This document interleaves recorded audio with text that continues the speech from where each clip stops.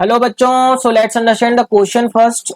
The orbital speed of an artificial satellite in a circular orbit just above the Earth's surface is v. For a satellite orbiting at an altitude of half of the radius of the Earth, the orbital speed will be.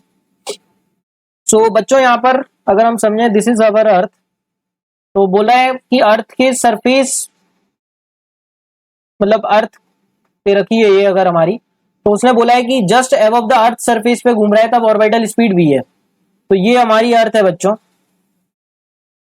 मतलब अर्थ के surface पे ही अगर हम satellite को घुमाना चाहें, almost surface पे ही मान लेते हैं v ऑफ o, तो ऑर्बिटल स्पीड का फॉर्मूला होता है बच्चों हमारे पास under root G M upon R, where R is the distance between satellite and centre of the earth.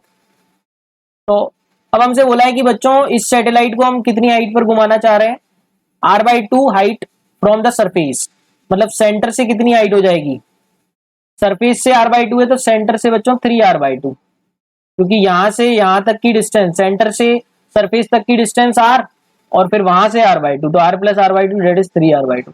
तो बच्चों सेंटर से 3r/2 डिस्टेंस पर सैटेलाइट को घुमाना है, तो अब ऑर्बिटल स्पीड कितनी होगी। तो मान लेते हैं बच्चों अब ऑर्बिटल स्पीड vo डैश होगी। तो हम देख सकते हैं ऑर्बिटल स्पीड जो है वो डिपेंड कर रहा है distance between centre of the earth and satellite के बीच की दूरी। तो हम बोल सकते हैं it is inversely proportional to 1/r, क्योंकि m तो दोनों केस में सेम है, मास ऑफ अर्थ। तो हम लिख सकते हैं बच्चों vo in first case upon vo in second case is equals to r2 upon r1, और सेकंड केस में हमको r2 दे रखा है 3r/2 और r1 हो जाएगा बच्चों r, तो r से r कैंसिल हो गया तो ये कितना आ गया अंडर रूट 3/2, और फर्स्ट केस में v दे रखा है और सेकंड केस में v डैश निकालना है। तो बच्चों ऑर्बिटल स्पीड कितना आ गया सेकंड केस में, √2/3 times of v।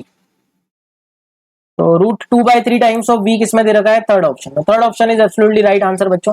I hope you got the concept. Thank you so much and all the very best.